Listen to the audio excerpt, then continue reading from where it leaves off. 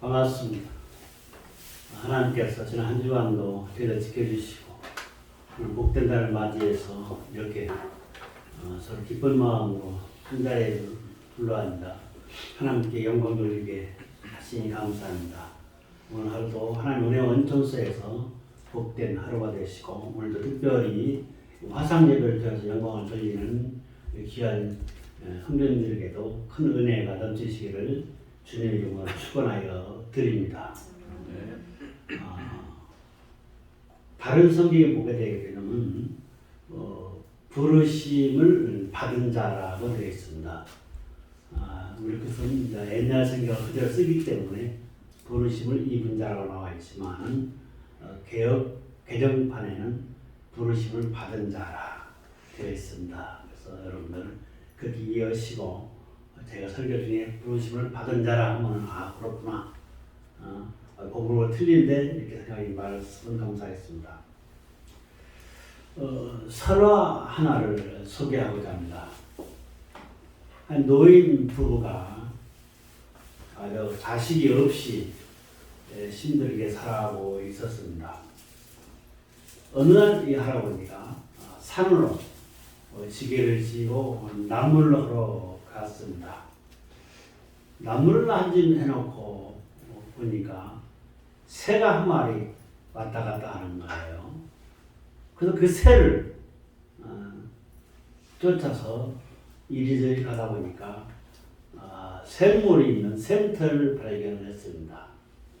목이 출출하던 차에 샘물을 한 3모금 정도 마시니까 이 노인네가 아주 젊은 신혼 때 모습으로 바뀌었습니다. 그래서 어쨌든 간에 이 이제 젊은 청년이 된 거죠. 이분은 지게를 지고 짐을 지고 집으로 내려오고 있었습니다. 저녁 되더라도 자기 노인네 남편이 안 오기 때문에 그 부인께서 이제 언제 오나 하고 밖에 나가서 끼우거리고 있는데 그게 엄청년이 짐을 지고 이렇게 내려오고 있는 거예요. 나무를 한 줌 씌워서. 그래서 이 청년한테 물은 거죠. 이제 노인네 한번 못 봤습니까? 그러니까 이 노인네가 청년이죠. 이제 이 얘기합니다. 내가 당신 남편이요. 그러면서 자초지경을 쭉 설명을 했습니다. 그래서 나랑 같이 산에 가자. 그 샘터에 가서 물을 안에도 조금 마셨습니다.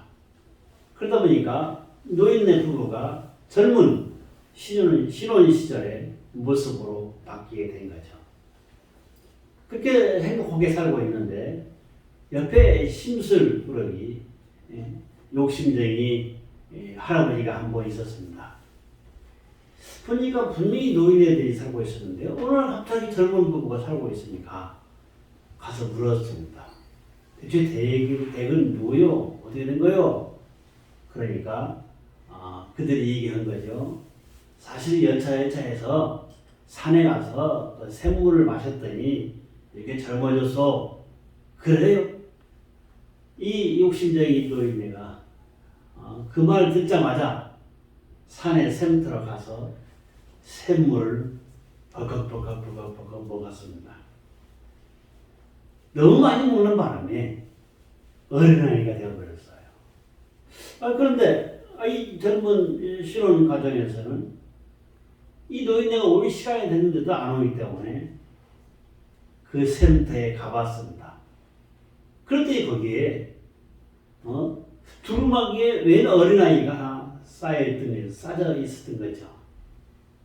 이 노인네가 물을 너무 마셔가지고 어린으로 바꾼 것입니다. 이 젊은 부부가 된 이 사람들은 그 어린아이를 데려다가 아주 행복하게 잘 살았다는 얘기입니다. 여기서 준 교훈은 욕심껏 탐을 내지 말고 살아라. 그러면은 반대로 도움이 있다. 라는 그런 교훈이 되는 것입니다. 사실상 우리도 이 세상 살아가면서 여러 가지 어려움을 겪게 될 경우가 있습니다. 야고보 사도는 이렇게 얘기했습니다.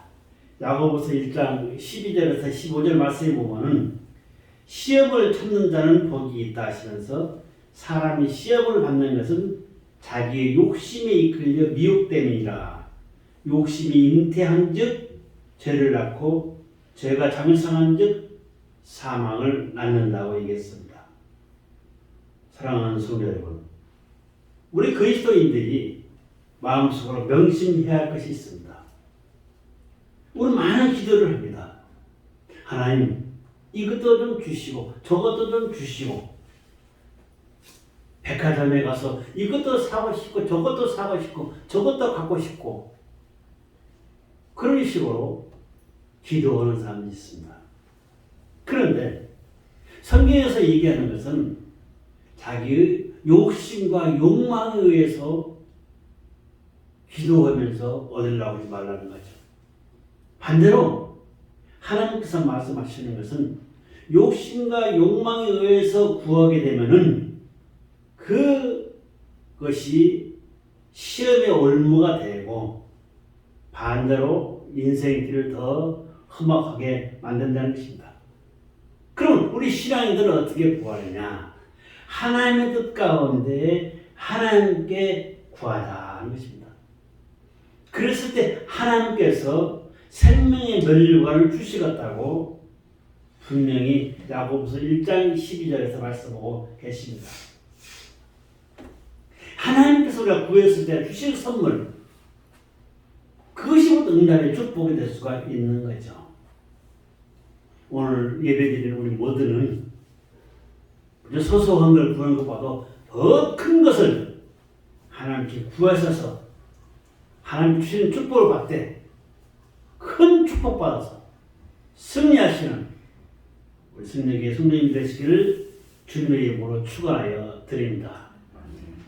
오늘 이 시간에는 하나님의 부르심을 받은 자라는 말씀을 함께 은혜를 나누도록 하겠습니다. 사실 우리가 예수를 믿고 있습니다. 첫째로 그리스도는 하나님의 아들이라는 것을 알고 있는 거죠. 예수 믿는 사람만이 하나님의 아들이 그리스도라는 것을 알고 있습니다. 그 그리스도 안에 보화가 있다는 것도 예수 믿는 사람만이 알고 있는 거죠. 예수 믿지 아니한 사람들은 모릅니다. 왜? 하나님께서 그리스도를 믿는 자에게만 그런 보화를 주셨다고 지난 시간에 말씀을 드렸습니다. 우리는 당연히 그리스도에 대해서 알고 있는 거죠. 하나님의 아들이라는 것을 알고 있습니다. 오늘 성경에서 뭐라고 했습니까? 오늘 본문 말씀 아니지만 성경에 이런 말씀이 나옵니다. 그리스도는 하나님의 아들이라고 하면서 베드로가 바로 고백을 합니다. 그리스도는 살아계신 하나님의 아들이시다고 고백했을 때 예수님은 베드로를 향해서 얘기합니다. 시몬아, 내가 복이 있도다. 이를 내게 알게 한 이는 혈육이 아니요 하나님 내 아버지시라고 얘기했습니다. 바로 그렇습니다. 우리가 예수 그리스도를 압니다. 어떻게 합니까? 우리 육신의 아버지가 우리한테 가르쳐줘서 아닙니다.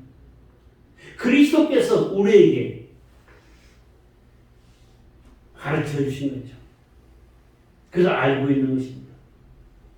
그러면서 우리는 성령의 역사하심과 지혜와 지식 속에서 그 그리스도를 믿고 있다는 것입니다. 또 그리스도에게는 뭐가 있습니까? 하나님의 아들이 되시지만 또한 그리스도는 우리에게 영생을 주신다는 것입니다. 영생은 영원히 산다는 것을 의미하는 거죠. 이 세상에 살면서 복받았다. 편안한 상태 속에서 축복된 삶 속에서 장수의 복이 복받았다 소리를 듣는 것입니다. 또한 더 큰 복은 영생의 축복이 될 수가 있는 거죠. 예수를 믿게 되면 예수님께서 우리에게 주시는 것이 영생의 축복을 주신다는 것입니다. 영생의 축복은 예수님을 믿을 때만이 예수님께서 우리에게 주셨을 때 우리가 받게 되는 것입니다. 그 다음에 무엇입니까? 예수님은 심판주가 되신다는 거죠. 우리가 모두가 죽습니다. 죽으면 예수의 앞에 선다고 말씀드렸습니다. 거기서 그 생명책을 펼쳐보시고 그 가운데에서 우리 행위를 보시면서 우리를 심판하여 주시는 것입니다. 나사로는 어렵게 살았지만 천국에 갔다고 했습니다. 부자는 자석옷을 입고 살았지만 그는 저기 갔다서를 했습니다. 이렇듯 우리가 기본적으로 알고 있는 것은 무엇입니까? 그리스도는 하나님의 아들이시다. 그리스도는 믿음의 영생이 있다. 그리스도는 우리에게 심판주가 되신다. 이것은 예수를 믿게 되면 누구나 다 알게 되는 것입니다. 하지만 우리는 여기에 한 단계 더, 한 차원 높은 그리스도에 대해서 알려고 노력해야만이 됩니다. 두 번째로 그리스도의 안에 참된 행복과 편안함과 능력과 상급이 있다는 것입니다. 내가 믿는 예수 그리스도 안에 지금까지 내가 그저 내 생각 속에서 무시하고 그냥 지내는 것 같지만은 실상 하나님께서 나에게 은혜 주신 것들이 있다는 것입니다. 깨닫지 못하는 것들도 있다는 것입니다. 그저 우리가 내가 예수를 믿고 있다는 그 자체는 하나님께서 나에게 주시는 것이 여러 가지가 있다는 것을 아시고 이한 시간에 도대체 하나님께서 나에게 어떠한 것들의 축복을 주시는가 한번 생각해 보도록 하겠습니다. 첫 번째는 뭐냐? 하나님께서 예수 믿는 자들에게는 먼저 편안함을 준다는 것입니다. 편안함을 주신다. 사실상 이 세상을 쳐다보면은 불안합니다. 귀로 들려오는 것들은, 엄습해 오는 것들은 아주 부정적인 세상입니다. 눈만 떠서 보들 임하게 되게 되면 들을 때 아유 한숨에 저절로 납니다. 하지만은 하나님께서는 예수 믿는 자에게 먼저 편안함을 주신다는 것입니다. 그럴 때 우리는 우리 스스로가 예수 믿는 것에 대해서 긍지를 가지고 예수 믿는 것에 의해서 어려움을 겪는다고 하나님을 회피하는 그런 생각이나 그런 행동을 하여서는 안 된다는 것입니다. 예수 믿는 것을 해서 우리가 부담을 가져서는 안 된다는 것입니다. 세상 사람들이 얘기하죠. 예수 믿으면 밥이 나오냐, 뭐가 나오냐. 그러면서 조롱합니다. 그래서 뭐처럼 휴일날에가 산에 가자. 꼬입니다. 하지만 우리는 무엇입니까? 그런 걸 다 물리치는 거죠. 진정한 의미의 축복은 내 마음의 화평 속에서 나온다. 내 인생을 멋지게 해주시는 분은 오로지 주님 한 분뿐이라는 겁니다. 주님께서 나에게 새 힘을 공급해 주시는 것이죠. 그런데 세상을 내가 이길 수가 있는 것입니다. 편안함을 얻을 수가 있다는 것입니다. 전지전능하신 하나님, 전지전능하신 예수님을 통해서만이 나의 진정한 편안함을 얻을 수가 있는 것입니다. 예수님은 분명히 말씀하셨습니다. 수고하고 무거운 짐진 자들아 다 내게로 와. 내가 너희를 쉬게 하려고 했습니다. 주님은 우리가 무거운 짐을 지고 가기를 원치 않으십니다. 나한테 나와서 내려놓으라는 거죠. 내가 책임지겠다는 것입니다. 그 짐을 내가 지고 있으면 본인이 책임을 져야 합니다. 하여간 주님 앞에 고해버리면은 주님이 책임지는 것입니다. 우리 신앙생활은 분명코 나의 모든 것은 주님께서 책임져 주신다는 확실히 있는 믿음 가운데 신앙생활을 하자는 것입니다. 천국의 확신, 삶의 확신, 분명코 주님께서 환난 중에도 나를 안아주시고 나의 가는 길을 형통한 길로 인도해 주실 것이라는 그 확신 속에, 그 믿음 속에 우리가 살아가자는 것입니다. 그랬을 때 우리의 삶은 더욱더 편안해지는 것입니다. 내 마음을 조아리면은 한 발짝 움직이기도 힘듭니다. 행여나 내 가는 길이 요즘의 보도에 의하면은 땅이 꺼진다고 하는데 꺼지지 않을까? 내 옆에 사람이 혹시 코로나 확진자는 아닙니까? 이런 저는 온갖 미혹된 생각 속에 빠져버리면은 그건 예수 믿는 사람이 아닙니다. 예수 믿는 사람은 어떤 생각입니까? 내가 믿는데 하나님께서 다 책임지시고 코로나도 나에게 접근 못하게 막아주실 것이다.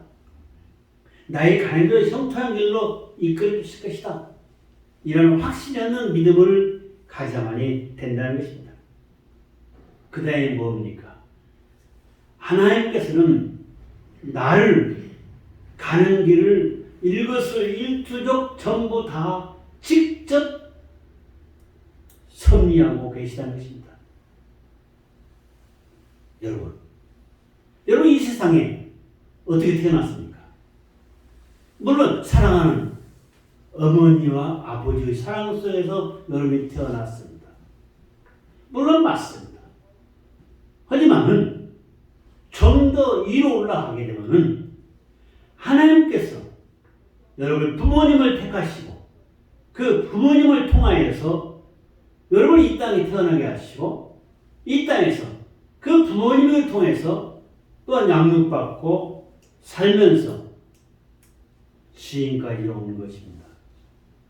이 모든 과정이 내가 태어나기 위해서 태어난 것도 아니고 내가 살기 위해서 살아가는 것도 아니고 하나님께서 섭리적으로 우리를 이 땅에 태어나게 하시고 이 세상에 살면서 천국의 삶을 살 수 있도록 이끌어 주시면서 새로운 인생길을 주님께서 인도하여 주신다는 것입니다.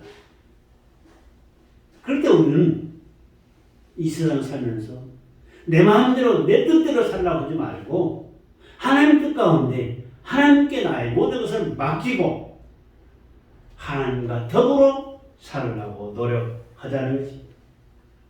그게 빠른 길입니다. 축복의 길입니다. 하나님께서는 나의 인생길을 계획하시고 하나님께서는 나를 통해서 하나님의 뜻을 이루기를 원하시고 하나님께서는 나를 통해서 더 큰 영광 받으시기를 원하시고 계시는 것입니다.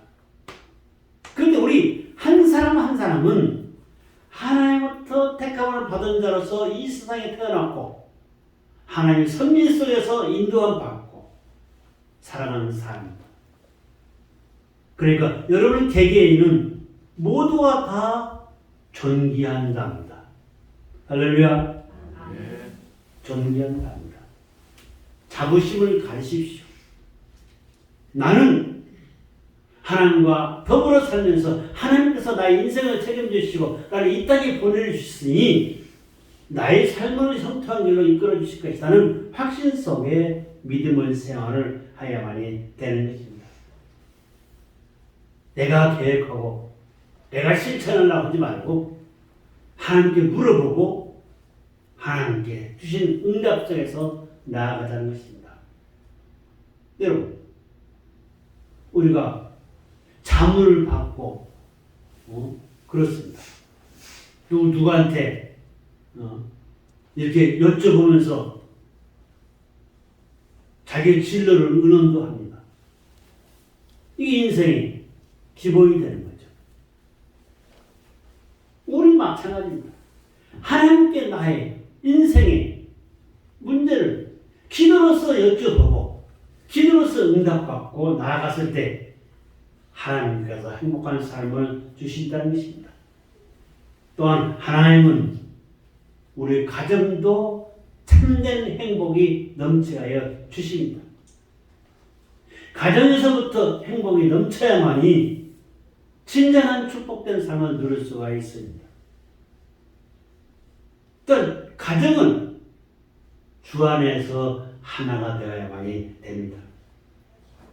그랬을 때 사랑으로 하나가 되고 모든 문제도 함께 의논하며 함께 나아갈 수가 있는 것입니다. 진정한 행복의 웃음꽃은 가정에서부터 피어나야 한다.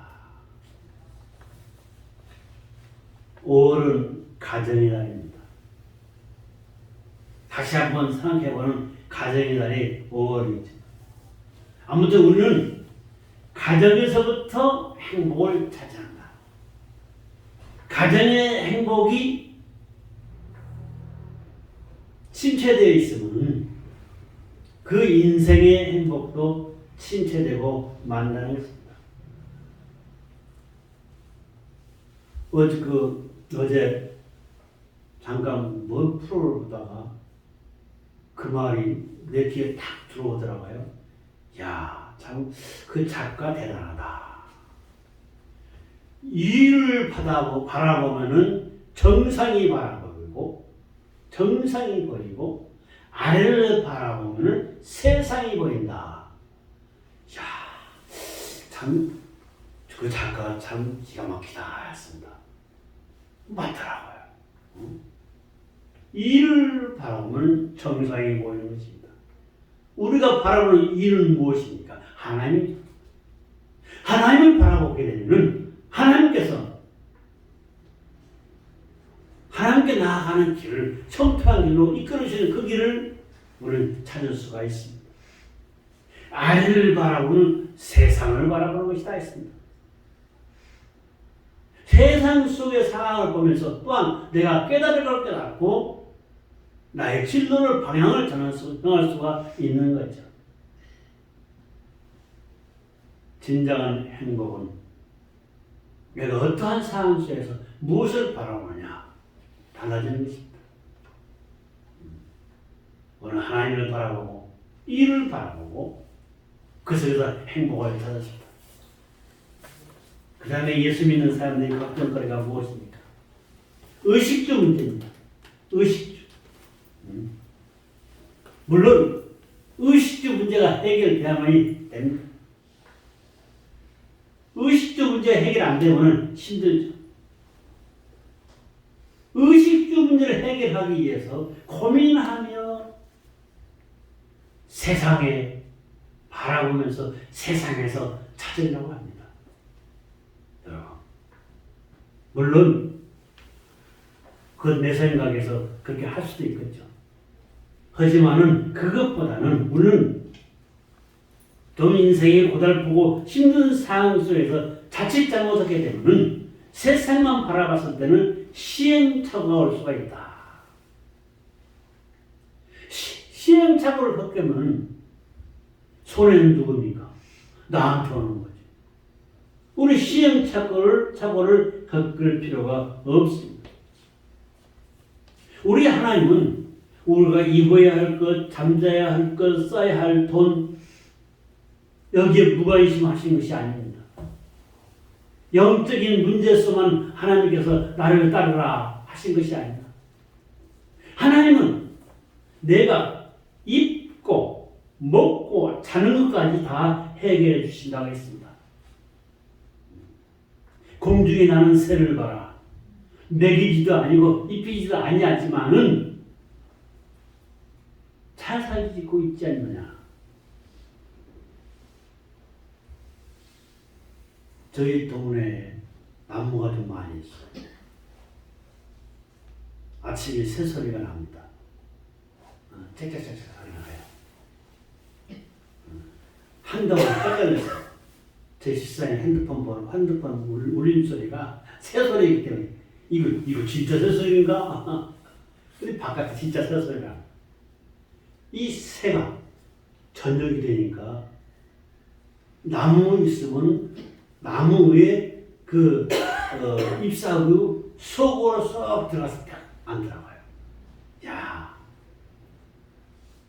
하나님께서 기르시는 거죠. 하물며 우리 인간을 하나님께서 내버려 두지 않으신다는 것입니다.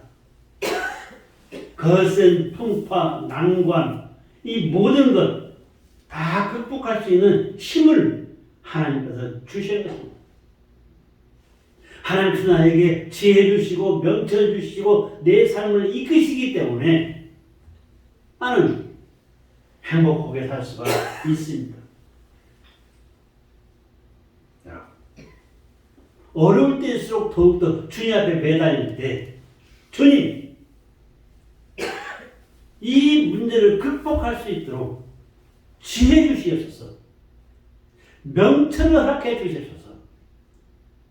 명철을 내려 주시옵소서. 이렇게 기도하시오. 그렇다면 난관도 거센 풍파도 다 물리칠 수가 있는 것입니다.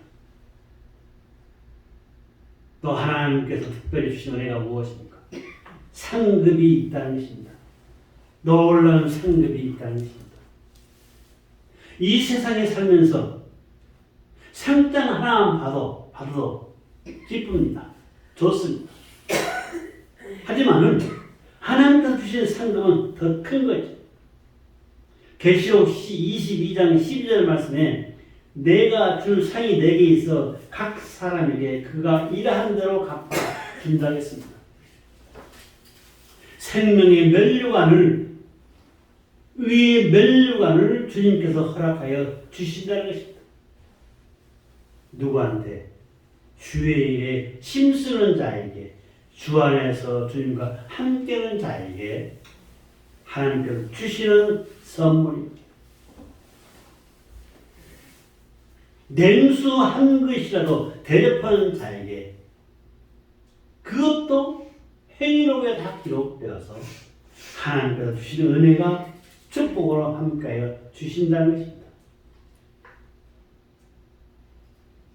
그리스도를 믿었을 때 참된 편안함과 행복과 상급이 능력이 있다는 것을 아시고 우리는 열심히 주를 섬겨야만이 되는 것입니다. 이 세상을 이길 수 있는 것은 능력입니다. 능력받아야 합니다. 성령의 충만한 가운데 세상을 이길 수 있는 능력은 주님께서 주신다고 했습니다. 세 번째로 그리스도인은 믿음으로 살아야만이 됩니다.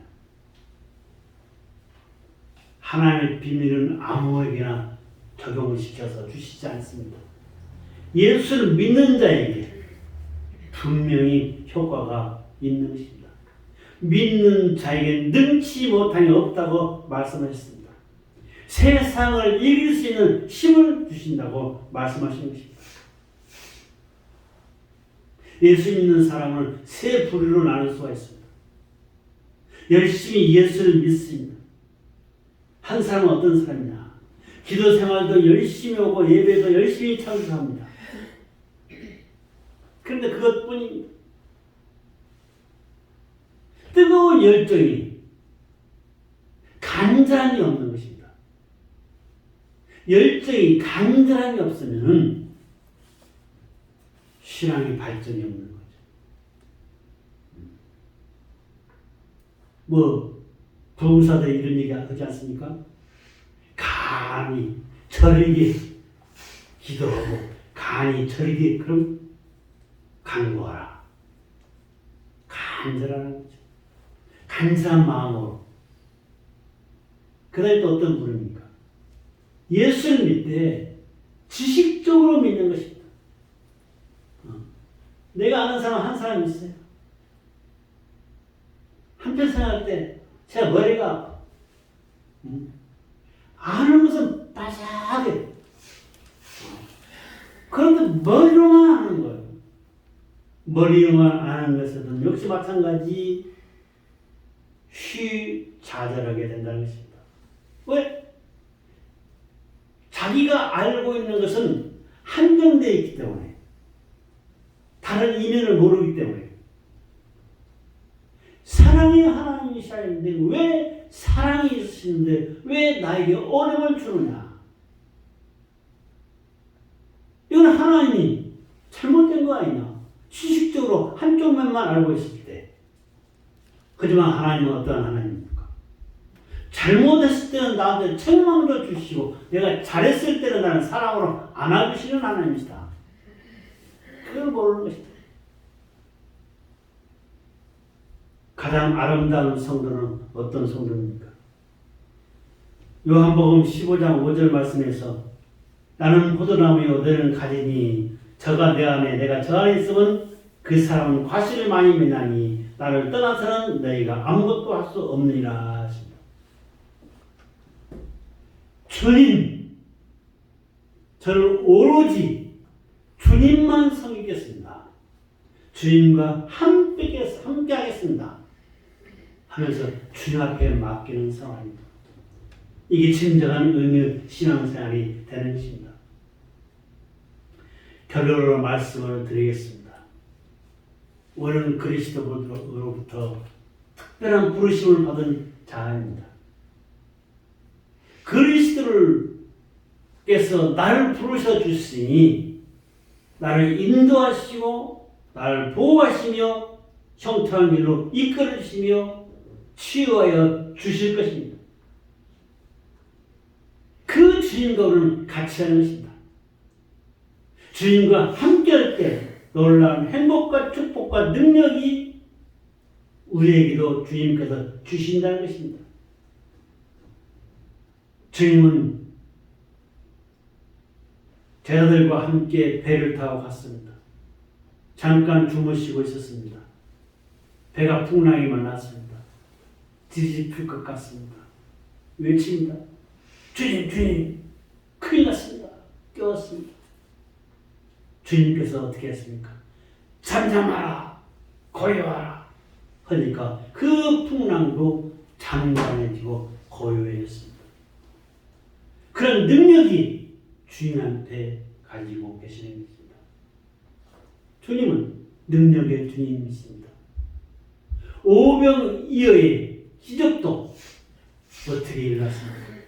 주님께서 거기에 축사하시니 엄청나게 많은 사람들이 배불리 먹고 남았습니다. 우리가 섬기는 주님은 그러한 주님이십니다. 세상의 욕심 따위, 세상의 욕망 따위가 아니라 주님, 능력의 주님 앞에 우리는 더 큰 것을 얻기 위해서 기도하고 더 큰 축복을 받아서 승리하자는 것입니다. 쫓아부와 같이 사소한 것 가지고서 얽매이지 말고 크게 대범하게 나아가자는 것입니다. 주님 안에 행복이 있고 주님 안에 능력이 있고 주님과 함께할 때 그 축복이 임합니다. 우리는 그리스도부터 특별히 부르심을 받은 자입니다. 나에게 축복하여 주십니다. 부르심을 받은 자로서의 신앙심이 하나님께 늘 상달되어서 하나님께 주신 은혜 속에서 여러분의 삶이 복된 삶으로 인도받기를 주님의 이름으로 축원하여 드립니다. 고마우신 아버지 하나님 감사합니다. 어리석은 저희들 주님으로부터 특별히 택함받고 부르심을 받았지만은 내 생각대로 내 뜻대로 행하지는 않았는지 이 한 시간 깨닫게 하시고 진정으로 그리스도를 믿는 그리스도인으로서 하나님께 영광을 돌리며 하나님께 주시는 축복을 받되 더 큰 것을 간구하고 더 큰 축복을 받아서 세상에 빛이 될 수 있도록 축복하여 주시옵소서. 감사하고 예수님의 이름으로 기도드리옵나이다. 아멘.